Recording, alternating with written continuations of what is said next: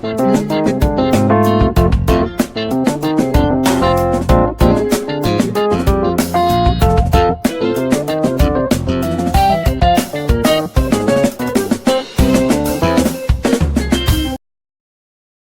everyone. You are welcome to Anchor Network, where you get reliable and authentic news that are so crucial to you. I say big thank you to everyone who has been part of this channel and who has taken time to subscribe. And if you are yet to subscribe, I say please click the red subscribe button and also the bell icon. The bell icon will allow you to get notified anytime we publish any news. Federal government woos southern leaders to support takeover of waterways. According to Pa Ayo Adebanjo, he said, "No true-born Yoruba leader will sell out his people for a pot of porridge." When finally the National Assembly resumes from recess on September 24th, it could be to a stormy session over the controversial Waterways Bill, which seeks to secede control of the country's waterways, spanning the stretch of rivers Niger and Benue cutting across 19 states, to the federal government. The states affected include Lagos, Rivers, Enugu, Ondo, Ogun, Edo, Delta, Kwara, Kogi, Benue, Anambra, Akwa Ibom, Adamawa, Taraba, Nasarawa, Niger, Imo, Bayelsa, Plateau, and Kebbi. Although the bill was defeated in the Senate when it was first introduced in 2017, while Abubakar Bukola Saraki was still Senate president, the Muhammad Buhari government is allegedly lobbying traditional rulers and other stakeholders, particularly in Southwest, with money to get their support for the bill, and will be looking to reintroduce it to the upper legislative chamber when plenary resumes. A traditional ruler in the southwest had confirmed the move to business hallmark but declined to give further details. The thinking within the presidency, observers says observers say, is that with Ahmed Lawan, a Buhari loyalist at the helm as Senate President, and Honorable Femi Gbajabiamila as Speaker of the House of Representatives, the bill will get better chance of getting passed, and the idea, therefore, is to get the traditional rulers' support in order to avoid rancor afterwards. I'm aware that there has been some lobbying going on by the government regarding the waterways bill, and possibly even Ruga, a source who close to Aso Rock policies, who preferred anonymity, told Business Hallmark.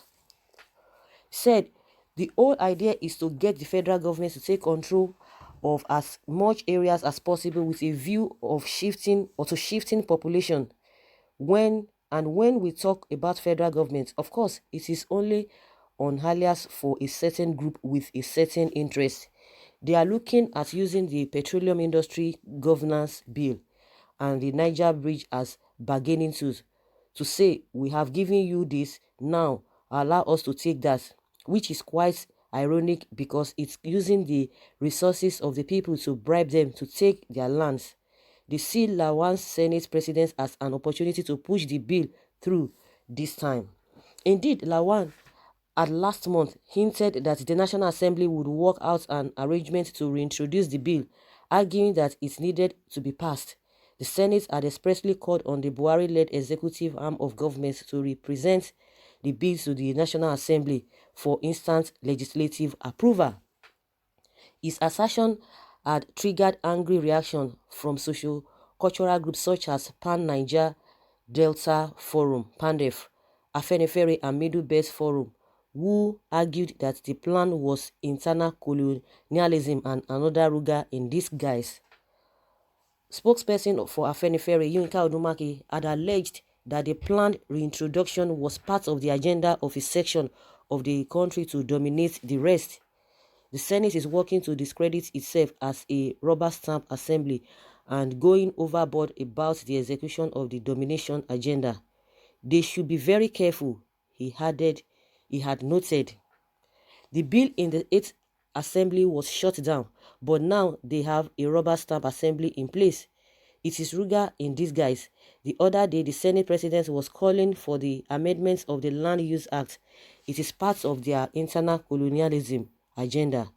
The federal government not initiate the federal government have not initiated one thing that could unite Nigerians. Towing similar line, President of the Middle Belt Forum, President of the Middle Belt Forum President Dr. Bitrus Pogu warned against the reintroduction of the bill, stating that it was dropped by the 8th Assembly because it was the inherent dangers in the bill if passed into law. He had noted that the bill, just like the Ruga initiative, was meant to hand over the waterways and surrounding lands to Fulani herdsmen, thereby dispossessing communities of their ancestral lands. He said we could condemn it in totality. The 8th Senate saw the dangers and refused to pass the bill. The bill, if passed into law, would not only take the waterways but also the lands around waterways and rivers, Pogu had said. Already, there are so many communities that were created deliberately around the rivers and waterways, and many of the inhabitants are not Nigerians. It is just like the Ruga program. It is meant to take over lands and deprive communities of their ancestral land, and the federal government, as in the case of Ruga, would give this to Fulani herdsmen and therefore compound a security crisis. Pogu had called in lawmakers from the Middle Belt region and other parts of the country to shoot down the bills whenever it is represented in the National Assembly. Pandev had also, through its National Secretary, Dr. Alfred Mulade, argued that the water bill would divide and further jeopardize the nation, emphasizing that it portends grave danger for the Niger Delta region. The proposed bill will further encroach on the land and other timeless heritage of the Niger Delta people. It is a strategy for dispossession, he had alleged. The anticipated reintroduction of the bill has meanwhile drawn the eye of many southern leaders who have vowed to resist it.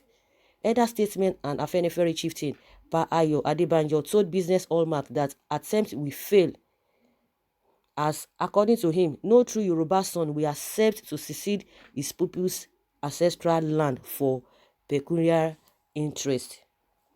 He said, I don't think any true-born Yoruba leader will sell out his people's heritage because of pecuniary gains, not to talk of an Oba, Adebanjo said.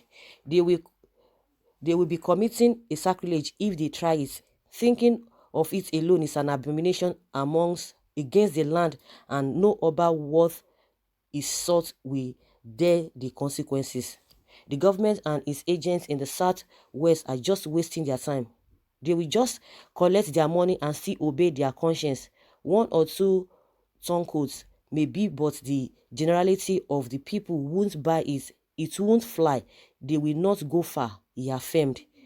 It's a view shared by presidents of Okun Yoruba Development Union, an umbrella association of Yoruba in Kogi State, Mr. Femi Mokikon.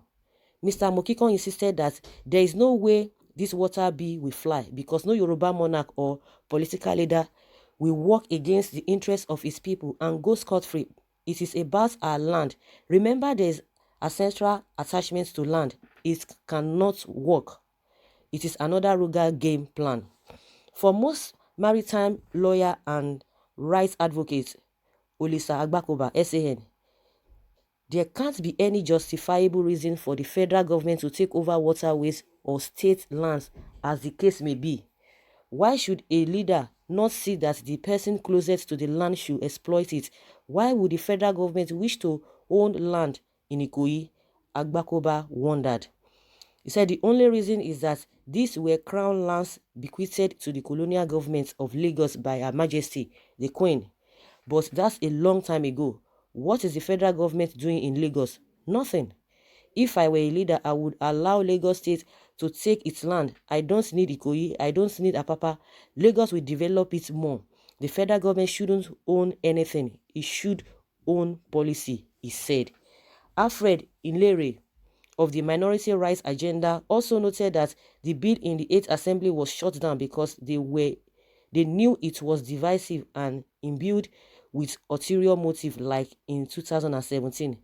I can assure you it will not see the light of day. It is Ruga in disguise. Similarly, Aremo Oladotun Hassan, President Yoruba Council of Youth, pointed out that the bill is anti-federalism and its intention is suspect. He said, "We are aware of the plans around the waterways bill, but I cannot say how they are interacting with the traditional rulers, because in Yoruba land, there is a limit to how you can intervene when it comes to royal fathers and the government," said Aremo Oladotun Hassan, President Yoruba Council of Youth. So guys, these are the submissions of a lot of people here and there, talking about this waterways bill. These guys are just saying, oh, this is a Ruga in these guys, they want to collect the land and give to the people. Do you really blame them? Just yesterday, the governor of Bauchi came out and said even the livestock plan, every form of land concerning the livestock or whatever, that Fulani from outside the country that are not Nigerians, they are going to be beneficiary of those things. They are not going to benefit from that thing. And people were like, even the interviewer was like, what is wrong with this man? What is wrong with this man? What do you really mean? So does it mean Fulani from other countries because they are just Fulani? And the man was making making mention of, okay, that if a Fulani man goes to Bayelsa, that he sees himself as a Bayelsa. If he goes anywhere he goes, he sees himself as, from that place. And a lot of people say, oh, these are the reasons. And he was saying it, with confidence, that all the Fulanis in Africa, that they have the right to benefit from the, whether it is Ruga or livestock plan, that they will benefit from it. So it is indication. People have been saying it. Are you guys surprised? These guys have been saying it over and over time, and that is just the reason. And you expect people, when it comes to waterway bills, you expect people to just embrace it. But the unfortunate thing there is that as people are saying that the two people, the House of Representative leader and the Senate president, they are rubber stamps. That maybe that's why they are just being put there. And even Lawan has said that they should introduce that bill so for quick approval. But let's see whether all these traditional rulers that the federal government is trying to rule, whether they are going to accept to that. But from what they have been insinuating, people have been insinuating they want to take their land, they want to do this and that. Of course, you can't blame them, because even they have said it. A Fulani man has come out to say it. He said it's related, to Fulani from his mother's side, the governor of Bauchi State. He said they are free to benefit. So somebody was asking the question that, so does it mean all the blacks in America now, so whatever that is happening in Nigeria, because they are black Americans, then we should go and bring them, a lot of them that are Nigerians, we should go and bring them. There's a way that these people really talk at times that it gets on people, and it's really evident. So let us see whether the federal government will be able to woo the traditional rulers, just like we have said. So guys, that is just my own opinion. I would like to hear from you what you think about this. Leave your comments below in the comment section. Thank you very much. Bye.